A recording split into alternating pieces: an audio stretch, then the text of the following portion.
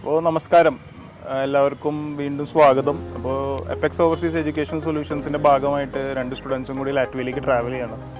നമ്മൾ മുൻപത്തെ ഇൻ്റർവ്യൂവിൽ അവിടെ പോയിട്ടുള്ള എക്സ്പീരിയൻസുകൾ കണ്ടു. അപ്പോൾ ഈ കുട്ടികൾ ഓൾറെഡി പ്രോസസ്സിങ് കഴിഞ്ഞ കുട്ടികളാണ്. അപ്പോൾ പ്രോസസ്സിങ് എങ്ങനെയായിരുന്നു, അവരുടെ എക്സ്പീരിയൻസ് എങ്ങനെയായിരുന്നു എന്നുള്ളത് അവർ നിങ്ങൾക്ക് എക്സ്പ്ലെയിൻ ചെയ്ത് പറഞ്ഞു തരും. അപ്പോൾ നമുക്ക് തുടങ്ങാം. നേഹലിൽ നിന്ന് തന്നെ തുടങ്ങാം. നേഹൽ ഒന്ന് സെൽഫ് ഇൻട്രൊഡ്യൂസ് ചെയ്തു. ഞാൻ നേഹൽ ജേക്കബ്. എൻ്റെ വീട് തൃശ്ശൂർ തന്നെയാണ്. ഞാൻ ഇവിടെ കഴിഞ്ഞ ഏപ്രിലാണ് ഞാൻ നോബിനേറിൻ്റെ അടുത്ത് എപെക്സിലേക്ക് ലാറ്റ്വിയയിലേക്ക് പോകാനായിട്ട് വന്നത്. ആദ്യം ഒന്നും അറിയണ്ടായിരുന്നില്ല എങ്ങനെയാണെന്നുള്ളതും. കാരണം എൻ്റെ വീട്ടിൽ നിന്ന് ഇങ്ങനത്തെ യൂറോപ്യൻ കൺട്രിയിലേക്ക് ആരും ഇതുവരെ പോയിട്ടില്ല. അപ്പോൾ ഞാനാണ് ഫസ്റ്റ് ആയിട്ട് പോകുന്നത്. അപ്പോൾ അതിൻ്റെ ഒരു കൺസേൺസും കാര്യങ്ങളൊക്കെ പാരൻസിന് ഉണ്ടായിരുന്നു. അപ്പോൾ അത് എപെക്സിലേക്ക് വന്ന് നോബിനേറിനെ കണ്ടപ്പോഴാണ്, ഏപ്രിലാണ് ഞാൻ വന്നത് ഫസ്റ്റ്. അങ്ങനെയാണ് ലാറ്റ്വിയ എന്ന കൺട്രീനെ പറ്റിയിട്ടും അവിടെ എങ്ങനെയാണ് യൂണിവേഴ്സിറ്റിയുടെ കാര്യങ്ങളൊക്കെ പറഞ്ഞു തന്നൊക്കെ നോബിനായിരുന്നു. അപ്പോൾ ജോസഫ് എങ്ങനെയാണ്, എപ്പോഴാണ് വന്നത്? എൻ്റെ പേര് ജോസഫ്. ഞാൻ വരുന്നത് ചാലക്കുടിയിൽ നിന്നാണ്. എനിക്ക് നേരത്തെ തന്നെ ലാറ്റ്വിയനെ കുറിച്ച് അറിയായിരുന്നു. കാരണം എൻ്റെ കൂട്ടുകാരൻ ഓൾറെഡി ലാറ്റ്വിയക്ക് പോയിട്ടുണ്ടായിരുന്നു. ആള് നോബി ചേട്ടൻ്റെ ഏജൻസി വഴിയാണ് പോയിരുന്നത്. അപ്പോൾ അവനെ സജസ്റ്റ് ചെയ്ത നോബി ചേട്ടൻ്റെ ഏജൻസി നല്ല ഏജൻസിയാണ്, അതുകൊണ്ട് ആളെ എല്ലാ ഹെൽപ്പും ചെയ്തു തരുമെന്ന് പറഞ്ഞു. അപ്പോൾ അതുകൊണ്ട് ഞാൻ അപെക്സ് തിരഞ്ഞെടുത്തു. അപ്പോൾ നേഹൽ ഏത് യൂണിവേഴ്സിറ്റി സെലക്ട് ചെയ്തിട്ടുള്ളത്, ഏത് പ്രോഗ്രാമാണ് സെലക്ട് ചെയ്തിട്ടുള്ളത്? ഞാൻ യൂണിവേഴ്സിറ്റി ഓഫ് ഇക്ക യൂണിവേഴ്സിറ്റിയാണ് ഞാൻ ലാറ്റ്വിയയിൽ ചൂസ് ചെയ്തിരിക്കുന്നത്. ചെയ്യുന്ന പ്രോഗ്രാം MBA ആണ്, മാസ്റ്റർ ഓഫ് ബിസിനസ് അഡ്മിനിസ്ട്രേഷൻ ആണ്. എന്തുകൊണ്ട് ഈ പ്രോഗ്രാം സെലക്ട് ചെയ്തത്? ഈ പ്രോഗ്രാം സെലക്ട് ചെയ്യാൻ കാരണം പൊതുവേ എനിക്കൊരു ബിസിനസ് ഫീൽഡിലേക്ക് പോകാനാണ് ആഗ്രഹം എൻ്റെ ഫ്യൂച്ചറിലേക്ക്. അപ്പോൾ അത് റിലേറ്റ് ചെയ്തിട്ടൊരു കോഴ്സ് കുറച്ചുകൂടി എന്താണ് MBA എന്ന ഡീറ്റെയിൽ ആയിട്ടൊന്ന് അറിയാനായിട്ട് ഉള്ള കാര്യങ്ങളൊക്കെ അങ്ങനെ. പിന്നെ എൻ്റെ ഗ്രാജുവേഷൻ BCom ആയിരുന്നു, കൊമേഴ്സ്, ബാച്ചുലർ ഓഫ് കൊമേഴ്സ് ആയിരുന്നു. അപ്പോൾ അത് സ്ട്രീമിലേക്ക് തന്നെ ഒരു ലോജിക്കൽ എക്സ്റ്റൻഷൻ ആയിരുന്നു. ജോസഫ് ഏത് പ്രോഗ്രാമാണ് സെലക്ട് ചെയ്തിട്ടുള്ളത്? എൻ്റെ യൂണിവേഴ്സിറ്റി എന്ന് പറയാൻ റീഗ ടെക്നിക്കൽ യൂണിവേഴ്സിറ്റിയാണ്. അപ്പോൾ ഞാൻ സെലക്ട് ചെയ്തേക്കുന്നത് ബാച്ചിലേഴ്സ് ഇൻ എൻ്റർപ്രണർഷിപ്പ്. കാരണം ഞാൻ +2 ഇത് തന്നെയായിരുന്നു, കൊമേഴ്സ് തന്നെയായിരുന്നു. അപ്പോൾ ആ ഫീൽഡിൽ കൂടെ തന്നെ എനിക്കും പോകണമെന്ന് നല്ല ആഗ്രഹം ഉണ്ടായിരുന്നു. പിന്നെ അതുപോലെ ഈ കോഴ്സ് ഇറങ്ങി കഴിഞ്ഞാൽ നമുക്ക് ബിസിനസ്സിക്കും ഭയങ്കര സ്കോപ്പ് ഉണ്ട്. അതുപോലെ തന്നെ നമുക്ക് പ്രൊജക്റ്റ് മാനേജർ അങ്ങനത്തെ കുറേ സ്കോപ്പുകളുണ്ട്. അപ്പോൾ എനിക്ക് തോന്നി ഇത് നല്ലതായിരിക്കും, അതുകൊണ്ട് ഞാനിത് സെലക്ട് ചെയ്തു. നിങ്ങളുടെ ഇനീഷ്യൽ പ്രൊസീജിയർ എന്തായിരുന്നു പ്രോസസ്സ് സ്റ്റാർട്ട് ചെയ്തപ്പോൾ? ഫസ്റ്റ് നമുക്ക് യൂണിവേഴ്സിറ്റിയിൽ സ്കൈപ്പ് ഇൻ്റർവ്യൂ ഉണ്ട്. അപ്പോൾ എൻ്റെ ഇക്ക യൂണിവേഴ്സിറ്റിയെ കാരണം ഇക്ക യൂണിവേഴ്സിറ്റിയിലൊരു സ്കൈപ്പ് ഇൻ്റർവ്യൂ ഉണ്ടായിരുന്നു. അത് വീഡിയോ കോൺഫറൻസിങ് തന്നെ ഫേസ് ടു ഫേസ് ഒരു ഇതായിരുന്നു, ഇൻ്റർവ്യൂ പ്രോസസ്സായിരുന്നു. ആ ഇൻ്റർവ്യൂവിൻ്റെ ഒരു പ്രോസസ്സ് കഴിഞ്ഞിട്ടാണ് പിന്നത്തെ എല്ലാ പ്രൊസീജിയർ ഫോർമാലിറ്റീസ്. ഭയങ്കര ക്യൂരിയസ് ആയിരിക്കും എന്തൊക്കെയാണ് ചോദിച്ചത് സ്കൈപ്പ് ഇൻ്റർവ്യൂവിൽ? ബേസിക്കായിട്ട് ഫസ്റ്റത്തെ ക്വസ്റ്റ്യൻ എന്ന് പറഞ്ഞു കഴിഞ്ഞാൽ ഒരു സെൽഫ് ഇൻട്രഡക്ഷനാണ്. അപ്പോൾ അത് കഴിഞ്ഞിട്ടാണ് പിന്നെ സെക്കൻഡ് ക്വസ്റ്റ്യൻ എന്ന് പറഞ്ഞു കഴിഞ്ഞാൽ ഫിനാൻഷ്യലി നമ്മളെ സപ്പോർട്ട് ചെയ്യുന്നത് ആരാണെന്നുള്ള ക്വസ്റ്റ്യനാണ്. കാരണം ആ കൺട്രിയിൽ പോകുമ്പോൾ യൂറോപ്പ് ഏതൊരു കൺട്രിയിലേക്ക് പോവുകയാണെങ്കിൽ തന്നെ ഒരു സ്പോൺസർഷിപ്പ് നമുക്ക് ആവശ്യമുണ്ട്. അപ്പോൾ അതിൻ്റെ ബേസായിട്ടായിരിക്കും ക്വസ്റ്റ്യൻ. അത് കഴിഞ്ഞ് പിന്നെ നമ്മുടെ ലാറ്റ്വിയ എന്ന് പറഞ്ഞ കൺട്രി എന്തുകൊണ്ട് നമ്മൾ ചൂസ് ചെയ്തു, എന്താണ് അത് ഓപ്റ്റ് ചെയ്യാനുള്ള കാരണം, അങ്ങനെയുള്ള കാര്യങ്ങളൊക്കെ. പിന്നെ അബൌട്ട് ദ യൂണിവേഴ്സിറ്റി കാര്യങ്ങളൊക്കെ അങ്ങനെ. ജോസഫിന് എന്തായിരുന്നു ഇനീഷ്യൽ പ്രൊസീജിയേഴ്സ്? എനിക്കിതുപോലെ തന്നെ ആദ്യം ഇൻ്റർവ്യൂ തന്നെയായിരുന്നു, യൂണിവേഴ്സിറ്റി ഇൻ്റർവ്യൂ. പക്ഷേ എനിക്ക് ഇൻ്റർവ്യൂ ഉണ്ടായിരുന്നില്ല. എനിക്കെന്ന് പറയാനായിട്ട് സ്ക്രീനിൽ ക്വസ്റ്റ്യൻസ് വരും, അത് നമ്മൾ പറഞ്ഞ് റെക്കോർഡ് ചെയ്ത് അയക്കുക. അതാണ് മെയിനായിട്ട്. അത് RTOയിൽ അങ്ങനെയാണ്. അപ്പോൾ എനിക്ക് കുറച്ചും കൂടിയും ഇൻ്റർവ്യൂ ഇല്ലാത്തതുകൊണ്ട് സിമ്പിളായിരുന്നു, ഇങ്ങനെ ടെൻഷൻ ഉണ്ടായില്ലായിരുന്നു പറയാനായിട്ട്. അപ്പോൾ എൻ്റെ അടുത്ത് ചോദിച്ചെന്ന് പറയാനായിട്ട് മെയിനായിട്ട് ഇൻട്രൊഡക്ഷൻ തന്നെ മെയിനായിട്ട്. പിന്നെ മെയിനായിട്ട് അത് കഴിഞ്ഞാൽ ഏറ്റവും കൂടുതൽ ചോദിച്ചത് മറ്റേ സ്പോൺസറിൻ്റെ കാര്യമാണ്. സ്പോൺസറിൻ്റെ കാര്യം ഇതുപോലെ തന്നെ ചേട്ടൻ പറഞ്ഞ പോലെ തന്നെയാണ് മെയിൻ കാര്യങ്ങൾ. പിന്നെ ഏതാ യൂണിവേഴ്സിറ്റി, എന്തുകൊണ്ട് നിങ്ങൾ ആ യൂണിവേഴ്സിറ്റി തിരഞ്ഞെടുത്തു, പിന്നെ അതിനേക്കാളുപരി ലാറ്റ്വിയ എന്തുകൊണ്ട് തിരഞ്ഞെടുത്തു. അപ്പോൾ ഈ മെയിനായിട്ട് ഇതാണ് ക്വസ്റ്റ്യൻസ് ഉണ്ടായിരുന്നത്. പിന്നെ വേറെ ആയിട്ട് അങ്ങനെ ചോദിച്ചിട്ടുണ്ടായിരുന്നില്ല. മൊത്തത്തിൽ കുട്ടികൾക്കൊരു ക്യൂരിയോസിറ്റി ഉണ്ട്, ഒരു ജിജ്ഞാസ ഉണ്ട്. ഈ സ്കൈപ്പ് ഇൻ്റർവ്യൂ എല്ലാവർക്കും ക്രാക്ക് ചെയ്യാൻ പറ്റുമോ എന്നുള്ളത്. അത് ഒരുപാട് കുട്ടികളുടെ ആദ്യത്തെ കൺസേൺ അതാണ്. സ്കൈപ്പ് ഇൻ്റർവ്യൂ വളരെ ബുദ്ധിമുട്ടാണോ, നമ്മൾ പ്രിപ്പയർ ചെയ്ത് ഒരു ആവറേജ്, ഇപ്പോൾ നിങ്ങളുടെ കാര്യമല്ല, അതൊരു മലയാളം മീഡിയത്തിൽ വന്ന കുട്ടിക്ക് ഇത് കവർ ചെയ്ത് പോകാൻ പറ്റുമോ എന്നൊക്കെയുള്ള ഒരു വലിയ കൺസേൺ ഉണ്ട് കുട്ടികളോട് സംസാരിക്കുമ്പോൾ. അപ്പോൾ നിങ്ങളിപ്പോൾ 2 പേര് ആ ഇൻ്റർവ്യൂ കഴിഞ്ഞിട്ടുള്ള ആൾക്കാരാണ്. അപ്പോൾ നിങ്ങൾക്ക് മൊത്തത്തിലുള്ളൊരു അഭിപ്രായം എന്താണ് ഇൻ്റർവ്യൂ? എൻ്റെ അഭിപ്രായം പറയുകയാണെങ്കിൽ അങ്ങനെ നമ്മൾ ആലോചിക്കേണ്ട ആവശ്യമില്ല. അതായത് നമുക്ക് വേണമെന്ന് വിചാരിച്ചു കഴിഞ്ഞാൽ നമുക്ക് ഏത് ഇൻ്റർവ്യൂ ആയാലും പാസ്സാവാം. അപ്പം ഇത് വലിയ ഇൻ്റർവ്യൂ എന്ന് എനിക്ക് പറയാനും പറ്റില്ല, പക്ഷേ എന്നാലും വലിയ ഇൻ്റർവ്യൂ തന്നെയാണ്. നമുക്ക് അത് ഹാർഡ് വർക്ക് ചെയ്താൽ മതി. നമുക്ക് കുറേ ലിമിറ്റേഷൻസ് ഒക്കെ ഉണ്ടാവും. അപ്പം അത് അങ്ങോട്ടും, അതായത് നമ്മൾ ഫേസ് ടു ഫേസ് ഇപ്പോഴും പറഞ്ഞു കഴിഞ്ഞാൽ നമുക്കത് ഓവർകം ചെയ്യാനുള്ളൂ ഈ ഇൻ്റർവ്യൂ ആയാലും. നേഹലിന് എങ്ങനെ തോന്നിയത്? ഇൻ്റർവ്യൂ ടഫായിരുന്നോ അതോ? ഇൻ്റർവ്യൂ ടഫ് എന്നൊന്നും പറയാൻ പറ്റില്ല. നമുക്ക് ഇൻ്റർവ്യൂ പറഞ്ഞു കഴിഞ്ഞാൽ നമുക്കിപ്പോൾ ഇപ്പോൾ നമ്മളൊരു വർക്കിന് പോവുകയാണെങ്കിലും ഒരു കമ്പനിയിലൊരു ഇൻ്റർവ്യൂവിന് പോവുകയാണെങ്കിലും അവിടെ ഇൻ്റർവ്യൂ ഉണ്ട്. അപ്പോൾ ആ ഒരു ഇൻ്റർവ്യൂ പോലെ തന്നെ ഒരു ഇതാക്കിയിട്ട് ഇതിൽ പെർഫോം ചെയ്താൽ മതി. പിന്നെ ഫുൾ സപ്പോർട്ട്, അതിൻ്റെ ഒരു എന്താ പറയുക, ഫുൾ സപ്പോർട്ടും കാര്യങ്ങളൊക്കെ എപ്പെക്സിൽ നിന്ന് നമുക്ക് അതിൻ്റെ ഒരു ട്രെയിനിങ്ങും അതിൻ്റെ കാര്യങ്ങളൊക്കെ നമുക്ക് ഇൻ്റർവ്യൂവിന് മുന്നായിട്ട് നമുക്ക് തരും. ഒരു 2-3 തവണ ഒരു മോക്ക് ഇൻ്റർവ്യൂ അവർ സെക്ഷൻസ് നടത്തിയിട്ടാണ് മെയിൻ ഇൻ്റർവ്യൂവിലൊരു ഇതാക്കുന്നത്. അപ്പോൾ നിങ്ങൾക്ക് അതുകൊണ്ട് ഇൻ്റർവ്യൂ അത്രയും ബുദ്ധിമുട്ടുണ്ടായിരുന്നില്ല? ബേസിക്കലി എനിക്ക് അത്രയും ഇൻ്റർവ്യൂവിന് ഞാൻ അത്രയും ടെൻസ്ഡ് ഒന്നും ആയിരുന്നില്ല. അതിന് കുഴപ്പമൊന്നുമില്ല നല്ല രീതിയിൽ. അവർ ഇൻ്റർവ്യൂവിൽ ഏറ്റവും കൂടുതൽ എംഫസൈസ് ചെയ്തത്, ഏറ്റവും കൂടുതൽ അവർ വ്യക്തമാവാൻ ആഗ്രഹിച്ചിരുന്നത് എന്തായിരുന്നു? നിങ്ങളുടെ ഇംഗ്ലീഷ് ലാംഗ്വേജ് ആണോ, സ്പോൺസർഷിപ്പാണോ, എന്തായിരുന്നു? രണ്ടും ആയിരിക്കാം. ഫസ്റ്റ് മെയിനായിട്ട് അവർ സ്പോൺസർഷിപ്പാണ്. കാരണം ആ ഒരു കൺട്രിയിൽ വന്നു കഴിഞ്ഞാൽ സ്പോൺസർഷിപ്പ് ഉണ്ടാവണം. കാരണം അതില്ലാന്നുണ്ടെങ്കിൽ അവർക്ക് അറിയണം നമ്മുടെ ലിവിങ് കോസ്റ്റും ട്യൂഷൻ ഫീം എഫോർഡ് ചെയ്യും കാര്യങ്ങളൊക്കെ അത് അവർക്ക് അറിയണം. അപ്പോൾ സ്പോൺസർഷിപ്പ് ഒരു മെയിൻ ആയിട്ടുള്ളൊരു ഇമ്പോർട്ടൻറ്റ് ഇതാണ്. പിന്നെ ലാംഗ്വേജ് ആണ്. പക്ഷേ നേഹലിൻ്റെ സ്പോൺസർ ആരായിരുന്നു? എൻ്റെ സ്പോൺസർ എൻ്റെ അങ്കിളായിരുന്നു. നമുക്ക് അതിനെക്കുറിച്ച് ഡീറ്റെയിൽ ആയിട്ട് സംസാരിക്കാം അടുത്ത ചോദ്യത്തിൽ. ജോസഫിൻ്റെ സ്പോൺസർ ആരായിരുന്നു? എൻ്റെ സ്പോൺസർ എൻ്റെ സ്വന്തം ചേട്ടനായിരുന്നു. അപ്പോൾ സാധാരണ എല്ലാവരും പറയണ പോലെ ഞാൻ ആദ്യം ചെന്നപ്പോൾ ഇങ്ങനെയായിരുന്നു. സ്വന്തം ഫാദറാണെങ്കിൽ കുറച്ചും കൂടിയും ഇതായിരിക്കും എന്ന് പറഞ്ഞിട്ടുണ്ടായിരുന്നു, എളുപ്പമായിരിക്കും. അപ്പോൾ എനിക്ക് ടെൻഷൻ ഉണ്ടായിരുന്നു. എന്നാലും അപ്പെക്സ് എന്ന് പറഞ്ഞു അതിനൊരു കുഴപ്പമില്ല, നമുക്ക് സ്വന്തം ചേട്ടനായാലും ചെയ്യാമെന്ന് പറഞ്ഞു. അപ്പോൾ പിന്നെ സ്വന്തം ചേട്ടനായത് കൊണ്ട് എനിക്ക് കുഴപ്പമൊന്നും ഉണ്ടായിരുന്നില്ല. സ്കൈപ്പ് ഇൻ്റർവ്യൂവിന് ശേഷം നിങ്ങൾക്ക് എന്തൊക്കെ ഡോക്യുമെൻറ്റ്സ് ആണ് പ്രിപ്പയർ ചെയ്യേണ്ടി വന്നത്? അപ്പോൾ സ്കൈപ്പ് ഇൻ്റർവ്യൂ കഴിഞ്ഞാൽ പിന്നത്തെ നമ്മൾ ഡോക്യുമെൻറ്റ്സ് ഫസ്റ്റ് PCC ഇതാണ്, പോലീസ് ക്ലിയറൻസ് സർട്ടിഫിക്കറ്റ്. അത് ആവശ്യമാണ്. കാരണം നമുക്ക് എന്തെങ്കിലും ക്രിമിനൽ ഒഫൻസ് ഉണ്ടോ എന്ന് അറിയാനായിട്ടാണ്. നമ്മളെന്തായാലും പുറമെ പോകുമ്പോൾ അവർക്കത് നെസസറി ആയിട്ടുള്ളൊരു ഒരു സ്റ്റെപ്പ് തന്നെയാണ്. അപ്പോൾ അത് കഴിഞ്ഞിട്ട് PCC എനിക്ക് ഞാൻ ഓൺലൈൻ ആപ്ലിക്കേഷൻ ഫോം ഫില്ല് ചെയ്ത് എനിക്ക് ഒരു 2 ഡേയ്സിനുള്ളിൽ PCC എനിക്ക് പോസ്റ്റിലായിട്ട് വന്നു. അത് കഴിഞ്ഞ് പിന്നത്തെ സ്റ്റെപ്പ് എന്ന് പറഞ്ഞു കഴിഞ്ഞാൽ നോർക്കയിൽ അറ്റസ്റ്റേഷനാണ്. അപ്പോൾ നോർക്കയിൽ അറ്റസ്റ്റേഷൻ ഈ പറഞ്ഞ പോലെ നമ്മളിവിടുന്ന് ഓൺലൈനായിട്ട് അപ്ലൈ ചെയ്യണം. അത് കഴിഞ്ഞ് അതെനിക്ക് ഒരു ദിവസം തന്നെ, ഒരു ദിവസത്തിനൊരു 2-3 മണിക്കൂർ മാത്രമേ എനിക്ക് സ്പെൻഡ് ചെയ്യേണ്ടി വന്നുള്ളൂ കിട്ടി അറ്റസ്റ്റേഷൻ. ജോസഫിന് എത്ര ടൈം എടുത്തു PCCക്ക്? എനിക്കിതുപോലെ തന്നെ ഇൻ്റർവ്യൂ കഴിഞ്ഞപ്പോൾ അപ്പോൾ തന്നെ ഫസ്റ്റ് ഞാൻ ചെയ്ത ആദ്യം നോർക്കയാണ് ചെയ്തത്, നോർക്കയിൽ അറ്റസ്റ്റേഷൻ. അതേമാതിരി പറയണ പോലെ തന്നെ മറ്റേ അക്ഷയയിൽ നമ്മൾ സാധാ ഒരു അക്ഷയയിൽ പറ്റില്ല ഇത് ചെയ്യാൻ. അത് മെയിൻ കാര്യമാണ്. അപ്പോൾ നല്ലൊരു അക്ഷയ കേന്ദ്രത്തിൽ പോയിട്ട് തന്നെ വേണം നമ്മൾ ഇത് ചെയ്യാൻ. അപ്പോൾ അവിടുന്ന് ഒരു പ്രിൻ്റ് ഔട്ട് തരും, സ്ലിപ്പ് തരും. ആ സ്ലിപ്പിൽ നമ്മൊരു ഡേറ്റ് എടുക്കും നോർക്കയിൽ. അപ്പോൾ ആ ഡേറ്റിന് അന്ന് പോയി നമ്മുടെ ഏതൊക്കെയോ സർട്ടിഫിക്കറ്റ് സബ്മിറ്റ് ചെയ്യണോ ആ സബ്മിറ്റ് കൊണ്ടുപോയി നമ്മൾ അങ്ങ് ചെല്ലണം. എൻ്റെ എറണാകുളത്ത് തന്നെയായിരുന്നു നോർക്കയുടെ അറ്റസ്റ്റേഷൻ. അത് ഈ മാതിരി പറയുന്ന പോലെ 2 മണിക്കൂർ എനിക്കുണ്ടായിരുന്നുള്ളൂ, ചേട്ടനെ പോലെ തന്നെ.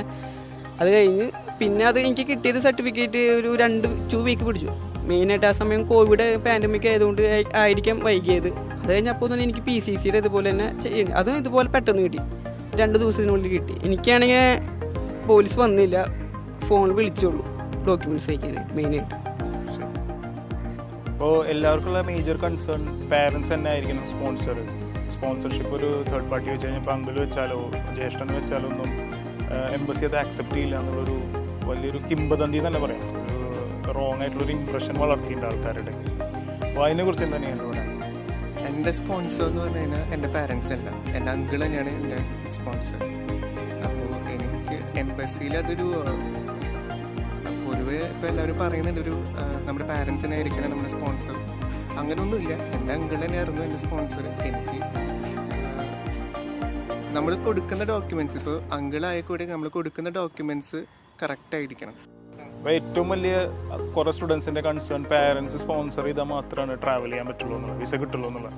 നേഹലിന് എന്താ അതിനെക്കുറിച്ച് പറയാനുള്ളത്? ഇല്ല, അങ്ങനെയില്ല. എൻ്റെ ഇപ്പോൾ പറയുകയാണെങ്കിൽ എൻ്റെ സ്പോൺസർ എൻ്റെ പാരൻസ് അല്ല, എൻ്റെ അങ്കിൾ തന്നെയാണ് എൻ്റെ സ്പോൺസർ. അങ്കിളായിട്ട് എനിക്ക് വിസ ഇപ്പോൾ കിട്ടിയിട്ടുണ്ടായിരുന്നു. കഴിഞ്ഞ സെപ്റ്റംബർ ലാസ്റ്റ് വീക്കോടെ തന്നെ എനിക്ക് വിസ വന്നു. അപ്പോൾ ഒരു പാരൻസ് തന്നെ ആവണം എന്ന് അങ്ങനെ ഇല്ല ഒരു വിസ കിട്ടണമെന്നുണ്ടെങ്കിൽ. അപ്പോൾ എൻ്റെ അങ്കിളാണ് എൻ്റെ സ്പോൺസർ ആണെങ്കിൽ കൂടി നമ്മൾ കൊടുക്കുന്ന ഡോക്യുമെൻറ്റ്സ് അത് ജെനുവിൻ ആയിരിക്കണം എന്നുള്ളൊരു ഇത് മാത്രമേ ഉള്ളൂ. അപ്പോൾ എനിക്ക് എൻ്റെ അങ്കിൾ എന്ന് പറഞ്ഞു കഴിഞ്ഞാൽ NRI ആണ്. അപ്പോൾ എനിക്ക് കൊടുക്കുന്ന ഡോക്യുമെൻറ്റ്സ് എന്ന് പറഞ്ഞു കഴിഞ്ഞാൽ ആളുടെ 6 months ബാങ്ക് ട്രാൻസാക്ഷൻ സ്റ്റേറ്റ്മെൻ്റ് ആയിരുന്നു, പിന്നെ ആളുടെ അവിടുത്തെ RP card, residence permit card, ആളുടെ വർക്ക് ചെയ്യുന്ന കമ്പനീൻ്റെ വർക്ക് പെർമിറ്റ് കാർഡ്, ഇതൊക്കെ ആയിരുന്നു എൻ്റെ അങ്കിളുടെ ആവശ്യമായിരുന്നു. ഇതൊക്കെയായിരുന്നു നമ്മുടെ ആരായിരുന്നു ജോസഫിൻ്റെ സ്പോൺസർ? എൻ്റെ സ്പോൺസർ എന്ന് പറയാൻ എൻ്റെ അപ്പച്ചനല്ലായിരുന്നു, എൻ്റെ സ്വന്തം ചേട്ടനായിരുന്നു. ഈ പറയുന്ന പോലെ എനിക്കിതുപോലെ തന്നെ നല്ല സംശയം ഉണ്ടായിരുന്നു. ഇപ്പോൾ ഫാദറാണെങ്കിൽ നമുക്ക് റിജക്ഷൻ ഉണ്ടാവില്ല എന്നൊരു കൺസെപ്റ്റ് ഉണ്ടായിരുന്നു. പക്ഷേ അപ്പക്സിന് പറഞ്ഞു അങ്ങനെ പ്രോബ്ലംസ് ഒന്നും ഇല്ല, നമ്മുടെ ഡോക്യുമെൻറ്റ്സ് എല്ലാം പക്കയാവണം, അതാണ് മെയിനായിട്ട് വേണ്ടത്. എനിക്കിതുപോലെ തന്നെ 6 month ട്രാൻസാക്ഷൻ സ്പോൺസറിൻ്റെ വേണ്ടി വന്നു. പിന്നെ എനിക്കും ഒരു 3 മാസത്തെ 3 month ട്രാൻസാക്ഷൻ കൂടി കാണിക്കണം. പിന്നെ എനിക്ക് NIR പോലെ എനിക്ക് കാണിക്കേണ്ടി വന്നിട്ടില്ല. എനിക്ക് മെയിനായിട്ട് ITR ഇൻകം ടാക്സ് റിട്ടേൺ 3 വർഷത്തെ ഈ വർഷത്തെയും കഴിഞ്ഞ 2 വർഷത്തെയും ITR എടുക്കേണ്ടി വന്നു. എനിക്ക് മെയിനായിട്ട് അങ്ങനെ വന്നുള്ളൂ. പിന്നെ എനിക്കും ഇതുപോലെ തന്നെ സ്വന്തം ചേട്ടനെ വെച്ചപ്പോൾ സ്പോൺസേർഡ് വെച്ചപ്പോൾ എനിക്കും വിസ റിജക്ഷനൊന്നും വന്നില്ല. എനിക്ക് അതിനൊരു പേടി ഉണ്ടായിരുന്നു, പക്ഷേ ഇതോടുകൂടി അത് മാറി. വിസ സബ്മിഷൻ സമയത്ത് നിങ്ങൾക്ക് എംബസി ഇൻ്റർവ്യൂ ഉണ്ടായിരുന്നല്ലോ, അവരെന്തൊക്കെയായിരുന്നു കൂടുതൽ നിങ്ങൾക്ക് ചോദിച്ച ചോദ്യങ്ങൾ എന്തൊക്കെയായിരുന്നു? നമ്മൾ ഫസ്റ്റ് കൊച്ചിൻ BFS പോയിട്ട് പാസ്പോർട്ട് ഡ്രോപ്പ് ചെയ്തു. അത് കഴിഞ്ഞിട്ട് അന്ന് തന്നെ നമുക്ക് ഇൻ്റർവ്യൂക്കുള്ളൊരു ഡേറ്റ് അവർ തന്നെ നമുക്ക് തന്നു. അവർ 1 weekനുള്ളിൽ തന്നെയായിരുന്നു ഇൻ്റർവ്യൂ ഇതുപോലെ തന്നെ സ്കൈപ്പിൻ്റെ ആയിരുന്നു. അതിൽ ഇൻ്റർവ്യൂർ ഉണ്ടായിരുന്നില്ല, നമ്മൾ മാത്രം റെക്കോർഡ് ചെയ്യുന്നതാണ്. മെയിനായിട്ട് അവർ ഇപ്പോൾ എന്നോട് ചോദിച്ചെന്ന് പറഞ്ഞു കഴിഞ്ഞാൽ മെയിൻ അവർ കൺട്രി ലാറ്റ്വിയ എന്ന് പറഞ്ഞ കൺട്രീനെ കുറിച്ചിട്ടാണ് ഡീറ്റെയിൽ ആയിട്ട് ചോദിച്ചത്. ആ കൺട്രി എങ്ങനെയാണ്, പിന്നെ എടുക്കുന്ന യൂണിവേഴ്സിറ്റി ഏതായിരുന്നു, എത്ര programme, duration, course, tuition fee നമ്മൾ ഇതാക്കിയത്, ഇതൊക്കെയായിരുന്നു. എന്നോട് സ്പോൺസറിനെ പറ്റിയിട്ട് ഡീറ്റെയിൽ ആയിട്ടൊന്നും ചോദിച്ചില്ല. എന്നാൽ ചോദിച്ചു ആരാണ് സ്പോൺസർ എന്ന് ചോദിച്ചു, എന്നല്ലാതെ ഡീറ്റെയിൽ ആയിട്ട് ചോദിച്ചില്ല. മെയിനായിട്ട് ലാറ്റ്വിയ എന്ന് പറഞ്ഞൊരു കൺട്രീനെ പറ്റിയിട്ടാണ് ചോദിച്ചത്. ജോസഫിൻ്റെ എക്സ്പീരിയൻസ് എങ്ങനെയായിരുന്നു? ഞങ്ങൾ രണ്ടുപേരും ഒരുമിച്ചായിരുന്നു അന്ന് വിസ സബ്മിഷന് പോയിരുന്നത്. അന്ന് ഡോക്യുമെൻറ്റ്സ് ഒരു ദിവസം ഡേറ്റ് എടുത്തിട്ട് അന്ന് സബ്മിറ്റ് ചെയ്യുക. ഡോക്യുമെൻറ്റ്സ് എല്ലാം നമ്മുടെ എല്ലാ ട്രാൻസാക്ഷനും എല്ലാ കാര്യവും സബ്മിറ്റ് ചെയ്യുക. അത് കഴിഞ്ഞ് അന്ന് തന്നെ നമുക്കൊരു ഡേറ്റ് തരും, ഇൻ്റർവ്യൂ എടുക്കാനുള്ള ഡേറ്റ് തരും. അതൊരു ഒരാഴ്ച കഴിഞ്ഞ്, ഒരു 6 ദിവസം കഴിഞ്ഞ്, ഒരാഴ്ചയിൽ 6 ദിവസം കഴിഞ്ഞ് നമുക്ക് ഇൻ്റർവ്യൂവിന് ഡേറ്റ് കിട്ടും. അന്ന് എന്ന് പറയുന്ന പോലെ തന്നെ എൻ്റെ അടുത്ത് മെയിനായിട്ടൊന്നും ചോദിച്ചൊന്നുമില്ല. അതായത് മെയിനായിട്ട് ലാറ്റ്വിയനെ കുറിച്ച് ചോദിച്ചു. പിന്നെ യൂണിവേഴ്സിറ്റി, എന്തുകൊണ്ട് നിങ്ങൾ മെയിനായിട്ട് ആ യൂണിവേഴ്സിറ്റി എടുത്തു, പിന്നെ നിങ്ങളുടെ ട്യൂഷൻ ഫീ എത്രയാണ്, പിന്നെ അവിടുത്തെ കറണ്ട് വെതർ സ്റ്റാറ്റ് എത്രയാണ്, പിന്നെ അവിടുത്തെ പിന്നെ അങ്ങനെ പിന്നെ സ്പോൺസർ, മെയിനായിട്ട് സ്പോൺസർ ആരാന്ന് ചോദിച്ചു.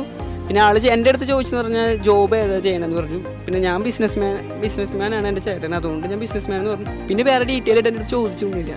എൻ്റെ അടുത്ത് ഇത്രയും കാര്യം ചോദിച്ചുള്ളൂ, അത്രേ ഉള്ളൂ. ഓക്കെ. അപ്പോൾ നേഹലിന് ട്യൂഷൻ ഫീ പേ ചെയ്തിട്ട് എത്ര കാലം കഴിഞ്ഞിട്ട് ഇൻവിറ്റേഷൻ വന്നു?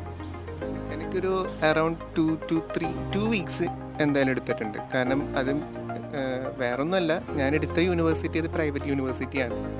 അപ്പോൾ ചിലപ്പോൾ അതുകൊണ്ടായിരിക്കാം.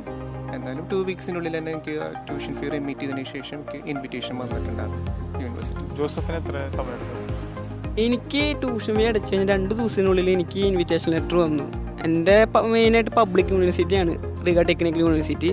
അപ്പോൾ എനിക്ക് 2 ദിവസത്തിനുള്ളിൽ വന്നു മെയിനായിട്ട്. അപ്പോൾ ഇതിൽ നിന്ന് മനസ്സിലാക്കേണ്ട കാര്യം എന്താണെന്ന് വെച്ചാൽ എല്ലാ യൂണിവേഴ്സിറ്റിക്കും സെയിം പ്രൊസീജിയർ ടൈം അല്ല. University to university procedure time മാറും.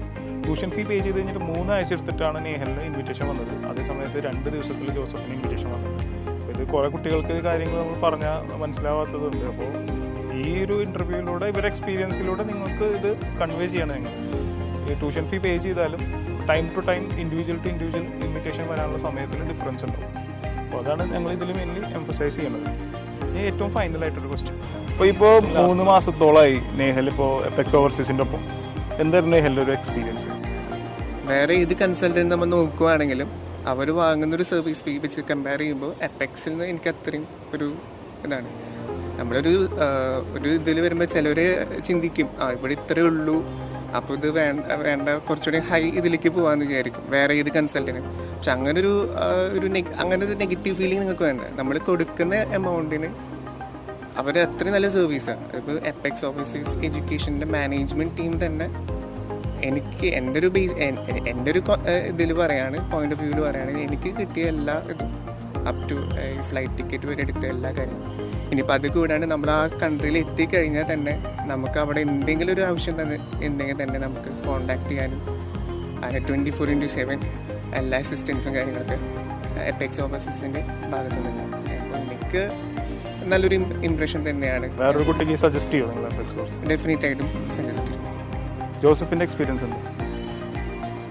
എൻ്റെ എക്സ്പീരിയൻസ് പറയുമ്പോൾ ഞാൻ വരാൻ കാരണം തന്നെ എൻ്റെ കൂട്ടുകാരൻ അപ്പെക്സിൽ വന്നിട്ടുണ്ടായിരുന്നു. അവനും ഇമാതിരി ഇതുപോലെ തന്നെയാണ് പോയത്. അപ്പെക്സ് വഴിയാണ് അവനും ലാറ്റ്വിയയ്ക്ക് പോയത്. അപ്പോൾ അവൻ സജസ്റ്റ് ചെയ്തതെന്നാണ് എനിക്ക് ഇത് നല്ല ഏജൻസിയാണ്, നല്ല എക്സ്പീരിയൻസ് ഉണ്ടാവുമെന്ന്.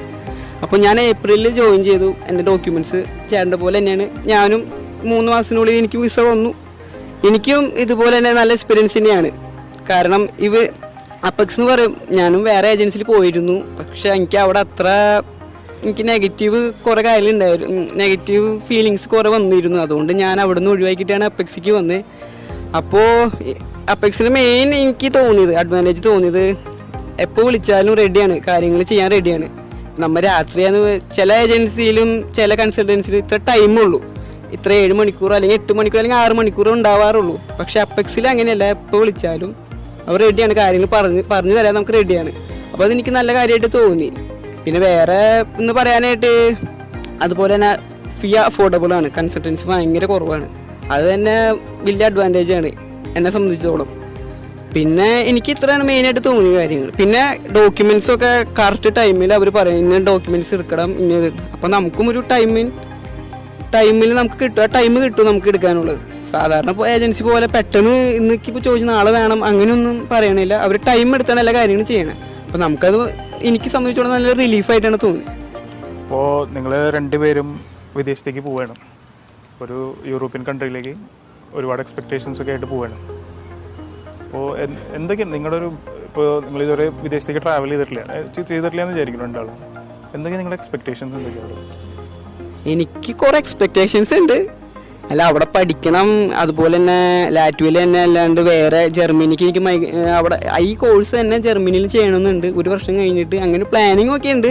അത് എത്രത്തോളം സക്സസ് ആവുമെന്ന് എനിക്കറിയില്ല. പിന്നെ ഞാൻ എടുത്ത കോഴ്സ് ബിസിനസ് ഫീൽഡാണ്. എനിക്കും ഒരു യൂറോപ്പിൽ തന്നെ ഒരു നല്ലൊരു ബിസിനസ് ഫീൽഡ് തുടങ്ങണമെന്നുണ്ട്. ഇനി അത് ഒക്കെ ദൈവത്തിൻ്റെ കയ്യിൽ. എക്സ്പെക്ടേഷൻസ് എന്താ? അപ്പോൾ ഞാൻ എടുത്തിരിക്കുന്ന കോഴ്സ് MBA ആണ്. അപ്പോൾ 2 ഇയർ പ്രോഗ്രാമാണ്. 2 ഇയർ എന്ന് പറഞ്ഞാൽ 1 ഇയർ 3 months ക്ലാസ് നമുക്ക് ഇതുണ്ടാവുള്ളൂ. പിന്നത്തെ ഇൻറ്റേൺഷിപ്പ് കാര്യങ്ങളൊക്കെ നമ്മൾ ഇൻറ്റേൺഷിപ്പിൽ എങ്ങനെ പെർഫോം ചെയ്തോ അതിനനുസരിച്ച് ചിലപ്പോൾ നമുക്ക് അവിടെ കിട്ടിയെന്ന് വരാം, കമ്പനി റിക്രൂട്ട് ചെയ്യുന്ന വയ്ക്കാം. അല്ല എന്നുണ്ടെങ്കിൽ ഒരു നല്ലൊരു യൂണിവേഴ്സിറ്റിയിൽ നിന്നൊരു മാസ്റ്റർ ഡിഗ്രി എടുത്തിട്ട് തിരിച്ച് നമ്മുടെ തൃശ്ശൂരിൽ വന്നിട്ട് സ്വന്തമായിട്ട് എന്തെങ്കിലും ഒരു സ്റ്റാർട്ടപ്പൊക്കെ ചെയ്ത് സെറ്റ് ആവണമെന്ന്. അപ്പോൾ എപ്പെക്സിൻ്റെ ഭാഗത്തുനിന്ന് ഓൾ ദി ബെസ്റ്റ്. നിങ്ങൾ വിദേശത്തേക്കൊക്കെ പോയി ഒരുപാട് നല്ല അനുഭവങ്ങളും ഒരുപാട് എന്താ പറയുക ഒരുപാട് വളരട്ടെ. നിങ്ങൾ ഈ ഒരു പ്ലാറ്റ്ഫോം പരമാവധി ഉപയോഗിക്കുക. കുറേ പേർക്ക് ഈ പ്ലാറ്റ്ഫോം കിട്ടണില്ല, അപ്പോൾ അത് കിട്ടിയ പ്ലാറ്റ്ഫോമിൻ്റെ വില മനസ്സിലാക്കി ഉപയോഗിക്കുക. All the best. Thank you. അപ്പോൾ നമ്മളോടൊപ്പം ഇപ്പോൾ ഇത്ര സമയം സംസാരിച്ചത് നേഹലും ജോസഫുമാണ്. അപ്പോൾ അവർ 2 പേരും ട്രാവൽ ചെയ്യാണ് Monday 11th of October. അപ്പോൾ നിങ്ങൾക്ക് കൂടുതൽ ഡീറ്റെയിൽസും മറ്റു കാര്യങ്ങളും അറിയണമെന്നുണ്ടെങ്കിൽ അവരെ കോൺടാക്ട് ചെയ്യാനുള്ള ലിങ്കും മറ്റു കാര്യങ്ങളും ഈ വീഡിയോന് താഴെ ഉണ്ടാവും. നിങ്ങൾക്ക് അവരുടെ ഇൻസ്റ്റാഗ്രാം പേജും ഫേസ്ബുക്ക് പേജും ഒക്കെ. നിങ്ങൾക്ക് അവരുടെ എക്സ്പീരിയൻസ്, അവിടെ എത്തിയിട്ടുള്ള എക്സ്പീരിയൻസ് എന്താണെന്നുള്ളത് നിങ്ങൾക്ക് അതിൽ നിന്ന് മനസ്സിലാക്കാം. അപ്പോൾ ഇനിയൊരു ഇൻ്റർവ്യൂ നമുക്ക് കൂടുതൽ കുട്ടികളെ അവിടെ തൊഴിലെടുക്കുന്ന 1-2 പേരെ പരിചയപ്പെടാം. അപ്പോൾ അതുവരേക്കും ഇത്ര നേരം ഞങ്ങളോടൊപ്പം സഹകരിച്ച എല്ലാത്തിനും നന്ദി.